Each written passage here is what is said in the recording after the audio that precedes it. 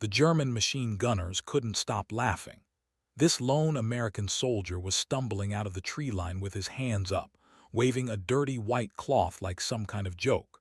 23-year-old Unteroffizier Klaus Weber actually had to wipe tears from his eyes. After 3 days of brutal fighting in the Hürtgen Forest, this was the best the Americans could do: send out one scared kid to surrender. It was November 1944. The Hürtgen Forest had become a meat grinder. Trees exploded into thousands of wooden splinters from artillery fire. The ground was so torn up you couldn't tell where the trails used to be. And right now, Weber and his unit were dug into a strong position on a ridge overlooking a valley. They had 2 MG-42 machine guns, plenty of ammunition, and a clear view of the forest below. The American soldier kept walking closer. He couldn't have been more than 19 or 20 years old. His helmet was gone. His rifle was nowhere to be seen. He just kept waving that pathetic white rag and shouting something in English that nobody could really make out over the wind. Weber's commanding officer, Hauptmann Steiner, raised his binoculars. He'd been fighting since Poland in 1939. He'd seen everything: Stalingrad, Kursk, Normandy. The man didn't scare easily, but something about this felt wrong to him. Too easy, too obvious. "Sir, should we shoot him?" one of the younger soldiers asked. Steiner didn't answer right away. He kept watching through those binoculars. The American was maybe 150 meters away now, close enough to see his face. The kid looked terrified. His hands were shaking so badly that the white cloth was fluttering like a wounded bird. "It's just one scared American," Weber said, still grinning. "Probably got separated from his unit, wandered around lost for days, and now he wants some hot food and a warm bed." The other soldiers laughed. It was a bitter, exhausted kind of laughter. The kind of laughter that happens when men have seen too much death and need something, anything, to break the tension. But Steiner still wasn't laughing. He was scanning the tree line behind the American. The forest was thick, dense pine trees mixed with bare hardwoods. Visibility was terrible down there. You could hide an entire company in those shadows and nobody would see them until it was too late. "Something's not right," Steiner muttered. "Sir, it's one man," Weber protested. "Look at him, he's barely holding himself together." The American was 100 meters away now. He'd stopped walking and was just standing there, still waving his white cloth. Now they could hear him shouting more clearly. "I surrender, don't shoot, I surrender." His voice cracked on the last word. It sounded genuine. It sounded real. Weber stood up from his position behind the sandbags. "I'm going to bring him in." "Wait," Steiner ordered. But Weber was already climbing over the edge of their foxhole. 2 other soldiers followed him. They kept their rifles raised, but they weren't really taking it seriously. This was just a kid who'd gotten lost and scared. This was just another routine prisoner collection. They'd done it dozens of times before. The American saw them coming and dropped to his knees. He put his hands behind his head. Textbook surrender position. Everything by the book. Weber was maybe 50 meters from the American now, close enough to see the mud on the kid's face, close enough to see how young he really was, probably some farm boy from Iowa or Nebraska who'd never seen combat before today. "Don't move," Weber shouted in broken English. "Stay there." The American nodded frantically. He was crying now, actual tears running down his dirty cheeks. This was almost sad, Weber thought. This was almost pathetic. The great American army everyone was so afraid of, and they send out kids like this. 40 meters. Steiner was standing now too, watching from the ridge. His hand was on his pistol. That feeling in his gut wouldn't go away. The feeling that something was very, very wrong. 30 meters. Weber could see the American's lips moving. The kid was praying or something. His whole body was shaking. 20 meters. And then Steiner saw it. Just a flash of movement in the tree line. So quick he almost missed it. a glint of metal catching the weak November sunlight. "Get back," Steiner screamed. "It's a trap, get back now." But it was too late. The American soldier suddenly dove to the ground, rolled hard to his left, and disappeared into a small depression in the earth, and the forest behind him came alive. First it was just shadows moving between the trees. Then those shadows became shapes. Then those shapes became men. Dozens of them, hundreds of them. American infantry pouring out of the forest like a flood, spreading out in a perfect skirmish line, their rifles already raised and firing. Weber stood frozen for maybe 2 seconds. 2 seconds where his brain couldn't process what he was seeing. 2 seconds where he couldn't believe they'd fallen for something so simple, so obvious. Then the bullets started hitting around him. Dirt kicked up at his feet. Something hot buzzed past his ear. He turned and ran. The 2 soldiers who'd followed him weren't as lucky. The first one made it maybe 3 steps before a rifle round punched through his back. He fell forward and didn't move. The second one got tangled in some barbed wire they'd strung across the approach. He was screaming and trying to tear himself free when a burst of automatic fire from an American bar cut him down. Weber was running faster than he'd ever run in his life. His lungs were burning. His legs felt like they were going to give out. Behind him, he could hear the Americans shouting to each other, coordinating their advance. He made it back to the German position and dove over the sandbags. His hands were shaking so badly he could barely hold his rifle. "MG positions, open fire," Steiner was shouting. "All weapons, fire." The 2 MG-42 machine guns opened up with that distinctive sound like tearing canvas. Rounds poured downhill into the advancing Americans at nearly 1,200 rounds per minute. The effect was immediate and devastating. Men fell. Men dove for cover. The perfect skirmish line broke apart into scattered groups hiding behind trees and rocks. But they kept coming. American artillery started landing on the ridge. The first shells overshot, exploding in the trees behind them. Splinters and shrapnel rained down. One of the German machine gunners took a piece of wood through his shoulder and collapsed, screaming. Weber grabbed the MG-42 and kept firing. The barrel was already starting to glow red from the heat. Spent shell casings piled up around his boots. Through the smoke and chaos, he could see that the Americans weren't just attacking from the front. They were spreading out to both sides, trying to flank the position. This wasn't just some random probe or patrol. This was a coordinated assault by a large force. And they'd walked right into it, like idiots, like complete fools. Steiner was on the radio now, screaming for reinforcements, for artillery support, for anything. But Weber could hear the stress in his commander's voice. They were in trouble, real trouble. The American artillery was finding its range now. Shells started landing directly on the ridge. One exploded close enough that the concussion wave knocked Weber backward. His ears were ringing. He couldn't hear anything except a high-pitched whine. He crawled back to the machine gun. The other gunner was dead now, slumped over the weapon with half his head missing. Weber shoved the body aside and got back on the gun. He didn't think. He didn't feel. He just fired. More Americans were emerging from the forest. How many were down there? 100, 150, 200, maybe more. They just kept coming in waves. A German soldier next to Weber suddenly jerked backward with a hole in his throat. Blood sprayed everywhere. The man's hands went to his neck, trying to stop the bleeding, but it was pumping out between his fingers. He made a horrible gurgling sound and then collapsed.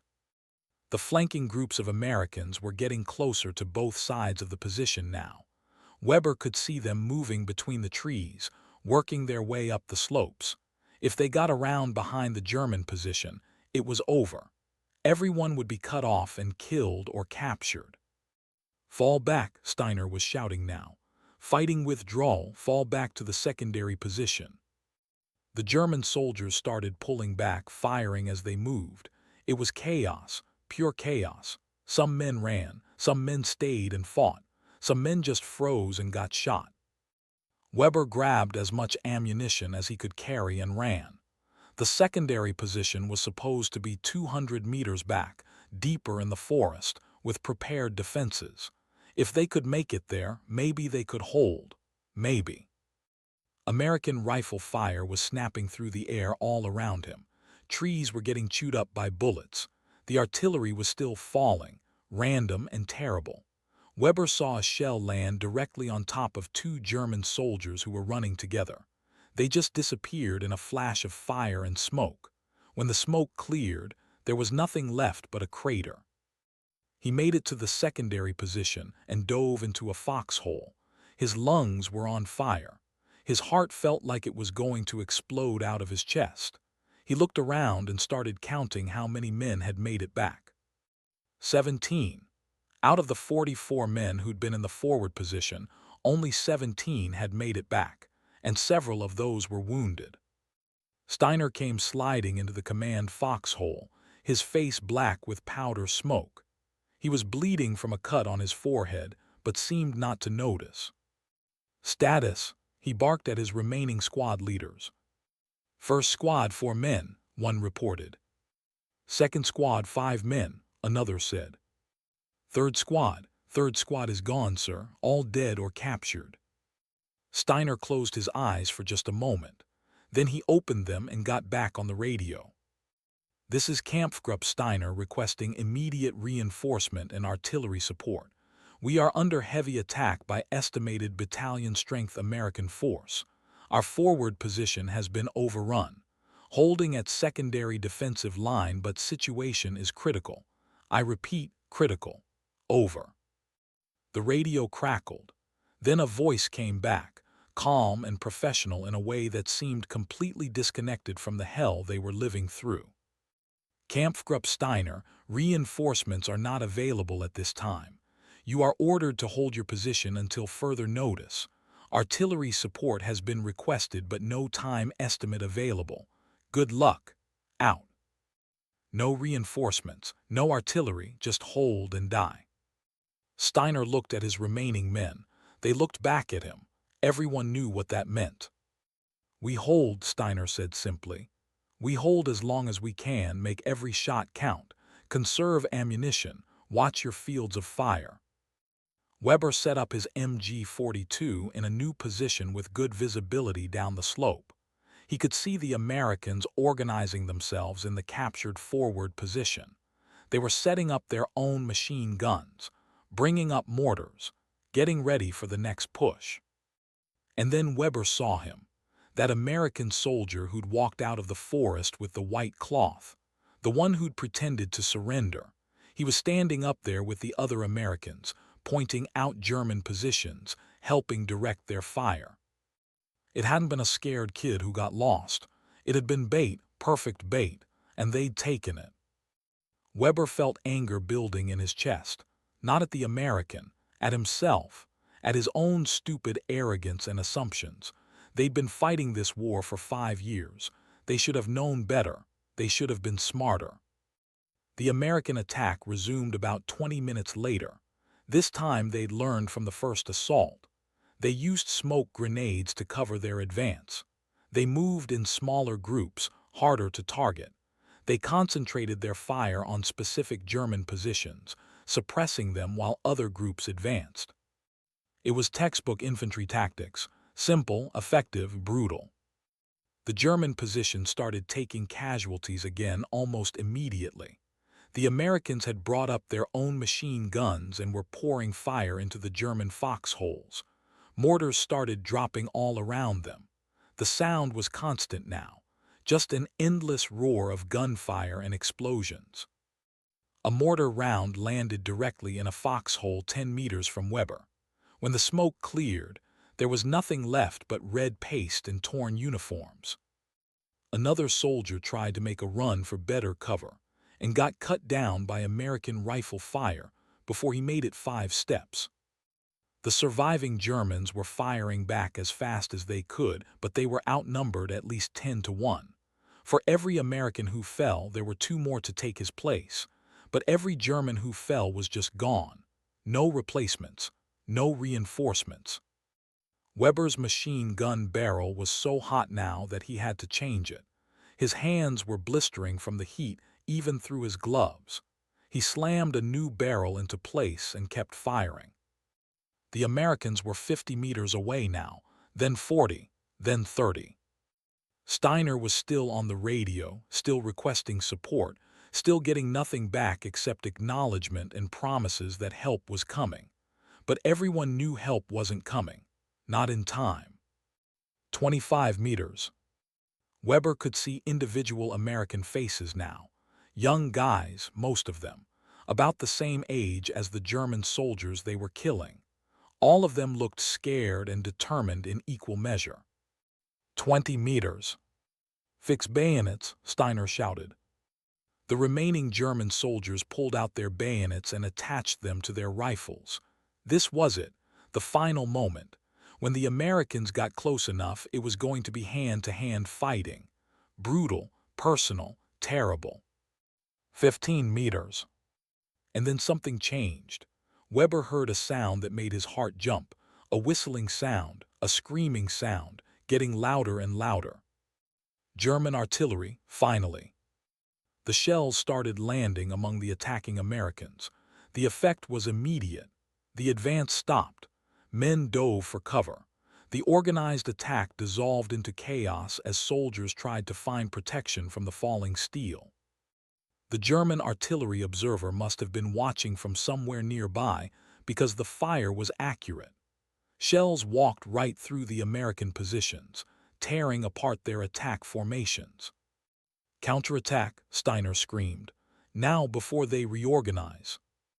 It was insane. It was desperate. But it was the only chance they had. The 17 remaining German soldiers climbed out of their foxholes and charged down the slope into the artillery fire, into the smoke, into the chaos. They were screaming, not words, just raw sound. The sound of men who knew they were probably about to die but were going to take as many of the enemy with them as they could. Weber was running and firing from the hip. The MG-42 was unwieldy for this, but he didn't care. He just held down the trigger and sprayed bullets ahead of him. An American soldier rose up from behind a tree, and Weber cut him down without thinking. Another American tried to bring his rifle around, and Weber bayoneted him in the chest before the man could fire. The German counterattack smashed into the disorganized Americans like a hammer. It was brutal. It was savage. Men fought with rifles, with bayonets, with entrenching tools, with their bare hands. There was no strategy anymore, no tactics, just violence. Weber found himself face to face with an American soldier. They were both out of ammunition. The American swung his rifle like a club. Weber ducked and tackled him. They went down rolling, punching, clawing. Weber got his hands around the American's throat and squeezed. The man's eyes bulged. He was thrashing and fighting, but Weber held on until the thrashing stopped. When Weber stood up, his hands were shaking. He'd killed men before, lots of men, but always at a distance. Never like that, never feeling the life leave someone's body under his own hands. He found a discarded American rifle and picked it up. The M1 Garand, 8 rounds in the clip. He knew how to use it. They'd trained on captured American weapons. The German artillery was still falling, still tearing apart the Americans who were trying to retreat back to the captured forward position. The counterattack had bought them time, maybe minutes, maybe an hour, but time. Steiner rallied the survivors. There were 11 of them now. 6 had been killed in the counterattack, but they'd broken the American assault. The slope was covered with bodies. German and American mixed together in death. Back to the secondary position, Steiner ordered. Move now. They fell back again, covering each other as they moved. The American artillery started up again, targeting the secondary position now. Shells were falling everywhere. The forest was being torn apart. Weber made it back to the foxhole and collapsed. His entire body was shaking. He wanted to vomit, but his stomach was empty. He wanted to cry, but he was too exhausted. He just sat there, staring at nothing. The Americans didn't attack again that day. They'd taken too many casualties. Both sides just sat in their positions, exhausted and broken, waiting for the next round. As darkness fell, German reinforcements finally arrived. A full company, almost 150 men, along with medical personnel and supplies. They'd been held up by American air attacks on the roads, but they were here now.